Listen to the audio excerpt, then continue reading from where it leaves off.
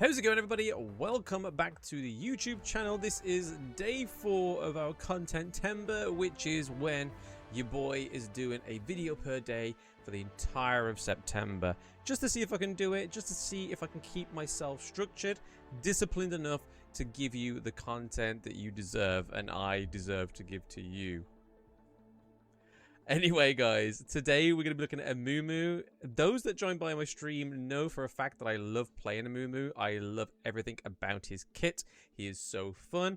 And the video that we're going to be looking at is this one where I went 4-8-15. It was a very interesting match. I went for Glacial Augment instead of Aftershock, which normally most people do. I thought I'd try something different. A little bit more of a utility, team-orientated Amumu, rather than the sad boy jumping through lanes trying to steal kills. Your boy steals dragons instead. So less of me rambling, let's get straight into the gameplay.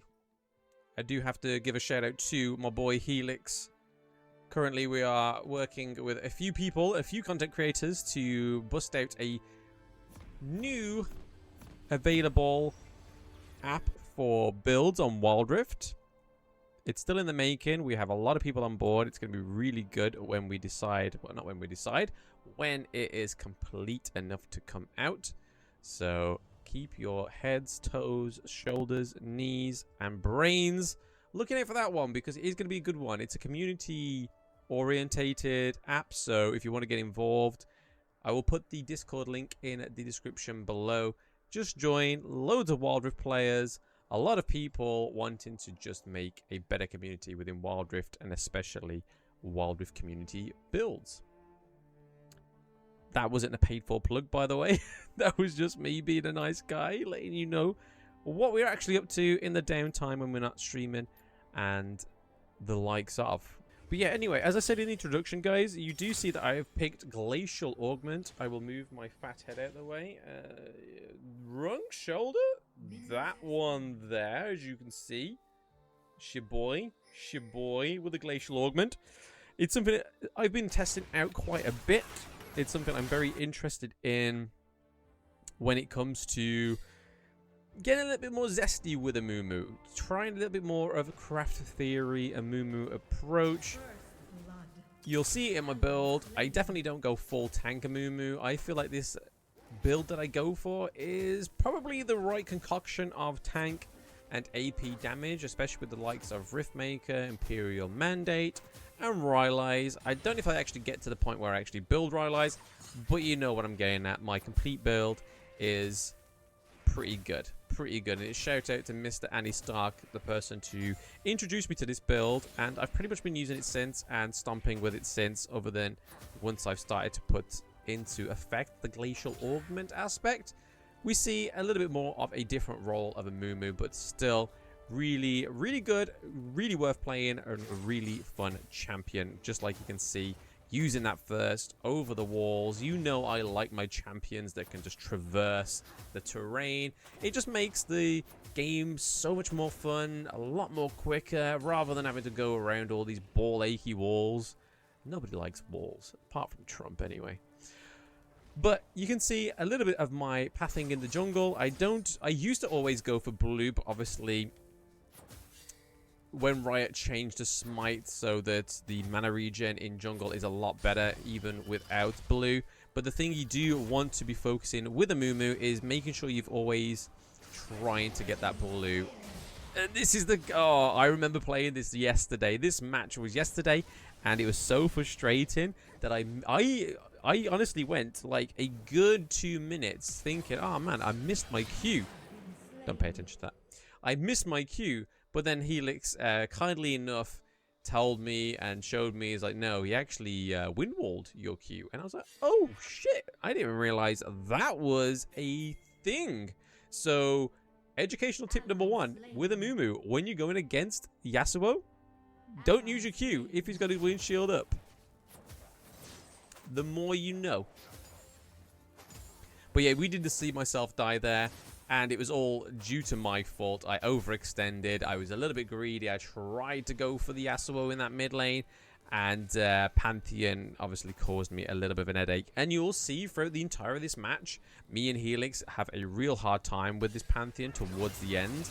This match is actually a great comeback in terms, to be fair. We did really shaky to begin with, but then towards the end, and obviously as you saw at the scoreboard part, you saw that we won. But it's not a easy fought victory. We actually fought pretty hard, pretty tooth and nail for this victory, because we had the Nautilus pretty much most of the match ulting poor Helix on the Ori here. See, we go in, we proc the Glacial Augment, we get the ult linked onto the Nautilus and manages to get the kill. This is not my typical Amumu performance, but you can kind of see where the enemy team actually are performing very well in the sidelines, in the jungle. We've got Pantheon is pretty much a whole 1k gold ahead of me. There's a big engage here in the mid. Helix is about to go down. Unfortunately, because my ADC, support, and mid are all pretty low, I had to use my ult anyway to try and sort of get a kill. But because my ADC, my mid, and my support were all pretty low, they weren't able to capitalize on it. But you saw right there was quite a few kills to be had if only we had the better setup within that team fight. So take that as an educational tip as well, guys. If you see that you are behind in gold, you need to start doing stuff about it. Oop, again, a little bit of lag there. You need to start doing stuff about it. You don't want to let that trend continue throughout the match, because you're only going to cheat yourself. You will see throughout the game, I do manage to get all 3 dragons. I feel like that was the only reason why we managed to get a little bit of a head with the kill towards the end. You see me once again missing my Q. I was flaming myself so hard. 2 times missing my Q onto the Yasuo, and now here comes Mr. Vlad. Not quite having enough the DOT on me there, so DOT meaning damage over time, for him to kill me with his ultimate. And we do see that Pantheon managed to get the Rift Herald. So in hindsight there, we saw that the Vlad was very aggressive in that mid lane because he knew I was there, and his entire role between that interaction was just to keep me off that Rift Herald and allow Mr. Pantheon to get the Rift Herald, because you know your boy, I had my ult, I could have queued over the wall, ulted and smited. That is a guaranteed steal.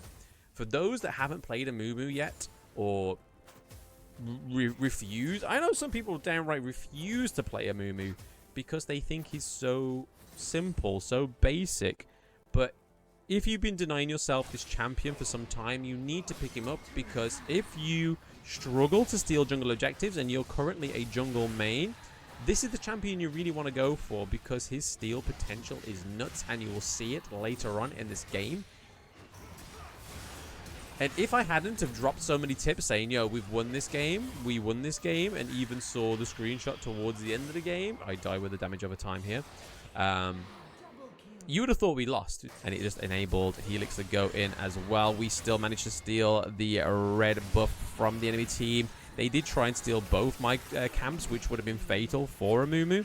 Here you see me bounce over the cone just to make sure that Vlad doesn't escape.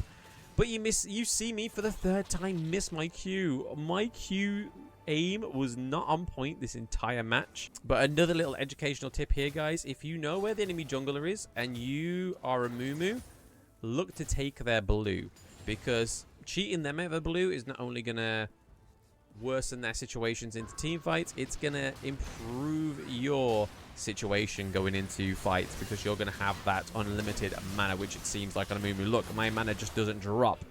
But unfortunately for me, this Pantheon is giving me a hard time. I'm currently 0-4.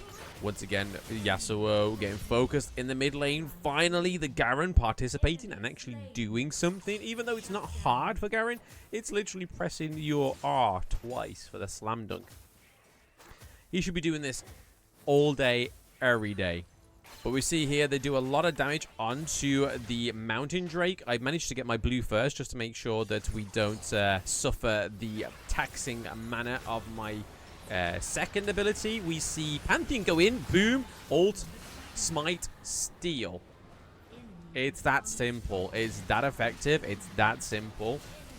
If you have to rewatch that, it's go in or wait for Pantheon to come in with that ult, smite, steal. Even though I didn't come out of that alive, most times out of 10 I do. But I've already said it once and I'll say it again. If I didn't tell you that we won this match, looking at this situation, looking where the Twitch is, going for the split push, nobody's stopping him. Where they are with the kills, they're 7 kills ahead. They are 3k gold ahead, which is not massive. But we are even on that turret. So I feel like because we kept that lane priority going on, because we weren't quite winning those team fights, and we also had 2 out of the 3 dragons, was also a staple part and staple factor to our win. We go in with the Q. We land the Q. I do ult just to keep the Vladimir in place so he doesn't blast cone over the wall. We do go for the Baron Nashor here. Twitch is down. Twitch is at base. Yasuo's in mid being absolutely clueless. And it's 12 seconds for Pantheon to come up. So that was a pretty perfect situation in terms of your jungle situation. Knowing that the enemy jungle is down. Knowing that the team are down by 3 members. And knowing where at least one of them is. And if the other one's at base, it is a free Baron Nashor.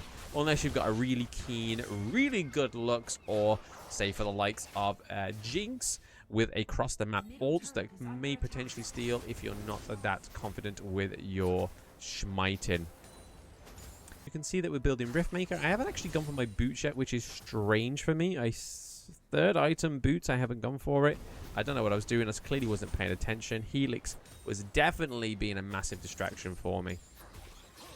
Pantheon going in with that Q, but I have Helix here as well. That damage reduction onto me means that Panth couldn't melt me, which is a great feeling.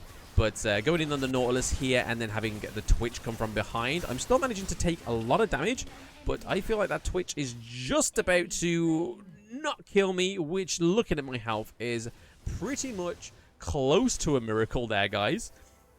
Your boy is running with a 4-leaf clover in his pocket, but I do manage to get my first 2 kills there, so go me. But anyway, Pantheon pretty low. Infernal Drake is up. And Twitch is literally at one of the inhibitor's faces. He is looking to take it, but he's nowhere near the dragon. We see that there are some vision onto the dragon, but that's not going to stop us because we have the ult. We have the smite. Don't worry about it, boys and girls. We've got this. Once again, definition of insanity. Ult, smite, guaranteed. Pantheon did it for the 2nd time. Yes. Ooh. Yes, I die for a 2nd time, but I managed to secure the 3rd and final dragon of the match, which is way more important than just a lame kill. I am now 10k gold ahead. I'm 10k gold now. I'm slowly starting to catch up with the Pantheon. Pantheon's still roughly 3k gold ahead. So I think when it comes to this point in the match, when you are that behind in gold as a jungler, you've just now got to try and capitalize and help your team. So this is where the Glacial Augment comes into it. When we're in the team fights, the damage reduction onto these champions is going to help my squishier champions, and it's going to help me not die as quickly, especially with this Vlad. This Vlad's actually not that bad. He's playing pretty well. Xayah with a nice outplay there. Really well played. I've just decided to go and basically cut down this minion push because why not? Pantheon's looking to line it up as well. And when we're in inhibitor down, they have the empowered minion, which is always annoying. Trying to do bits onto the Pantheon whilst I can. Doing quite a bit of damage now with my E ability. So when you're going into these 1v1s, make sure you're using that E to your maximum. We managed to take out the Pantheon, but I'm pretty sure I die here too. Oh, no, we're on the run. Do we manage to escape? Amumu on the run, and Nautilus just literally gave me the free runaway. He wants me to live. But to be fair, that's good to me because Elder Dragon's up in 32 seconds. I am now back to full health. I still have my blue buff. I still have my red. We are now 3 kills. So we've gone from 0-5 to 3-6. So in the space of dying an extra time, we managed to get 3 kills this time. We go for the Baron Nashor again, knowing that the Pantheon is down. We know where the Vlad is. We know where Nautilus is. And obviously, we didn't really know where Twitch was. He could have been standing around anywhere, and that would have been super annoying for him to steal. But it's a little bit too late for the Vlad and the Nautilus to come in here to try and steal it. We still managed to get that Elder, the Baron Nashor, sorry. But we see that Pantheon comes in there and wipes out both me and Seraphine, which is a big thing for the enemy team. Knowing that there is only 3 of the champions up, they can still do quite a bit to mitigate the Baron Nashor buff onto these minions. But luckily for us, Xayah started to pop off now. So Xayah is now 995. Not the most impressive KDA, but it's still a substantial KDA for her to still be ahead. She's 15k gold. The enemy ADC is 12k. So you can see that she's ahead in her lane. God bless her. She's doing bits. 5 seconds till I'm up. Yasuo tried to go in on Helix alone here, but thank you to Garen. Finally, he's starting to play his part. He's starting to help in these team objectives. And then we have the Xayah pushing the Nexus, trying to do bits. I don't think it ends here. No, it doesn't. It doesn't end here. I thought it was a little bit too early because, like I said, it was a hard-fought victory. Considering where we were 7 kills behind, and now we are even on kills. Educational tip number 4, I'm guessing at this point, is this is why you should not flame your teammates. This is why you should just try your best, smite. There we go, the guaranteed smite conditions there. It's just the ult, smite, ult, smite, ult, smite. Honestly, guys, if you are struggling as a jungler to contest these or even secure your jungle objectives, start playing Amumu, start getting confident, start getting funky with it. You'll become unstoppable. Yes, you won't have that ult and smite combo, but you will know what to do. Do you delay your damage? Do you let a across the map ult do damage onto the jungle camp first, and then you go in, do a few auto attacks and then smite? There's loads of different things when you watch out, and a load of different things to be aware of when it comes to trying to take these jungle objectives. Just because you're going hard, like going auto attack ability, auto attack ability, doesn't mean that you're going to guarantee it. You've got to watch what's going on. Another kill for me. This Elder Dragon was massive for our comeback, but not only that, having those 3 dragons as well really helped with this comeback. You see me throwing another kill to the enemy team there. It doesn't matter because we are going huge right now. Garen and Seraphine are both at the Nexus. Down goes the Pantheon. The Vladimir is going down to the Seraphine. It is a team wipe, but there's just no minion wave. And this was my only qualm. This was mine and Helix's only qualm, was because the Garen wasn't split pushing. With the Baron Nashor, we had to rely on this bot lane minions, and obviously they did it towards the end. But when you're a Baron laner, you're going for that hole breaker, you need to be starting to push different lanes, getting those turrets down, putting pressures in other lanes rather than just trying to focus at one lane, which what the enemy team did. Yes, they got the inhibitor on the duo lane very, very early, but what did they really do with it? What did they truly accomplish with it? Because they didn't split push any other lanes and give us any other pressure to deal with. But that is the end of the match, guys. I really hope you enjoyed that one as much as I did, and as much as me and Helix did playing the match. If you have any questions about Amumu or my build, let me know in the comment section below. And let me know what you thought about the Glacial Augment. Did you like it? Were you feeling it? Will you still go with Aftershock, or will you try a little bit of Daddy Blam spice? But anyway, guys, until next time, make sure you subscribe, make sure you like, and make sure to comment on the video. It is greatly appreciated. Till next time, guys, take it easy.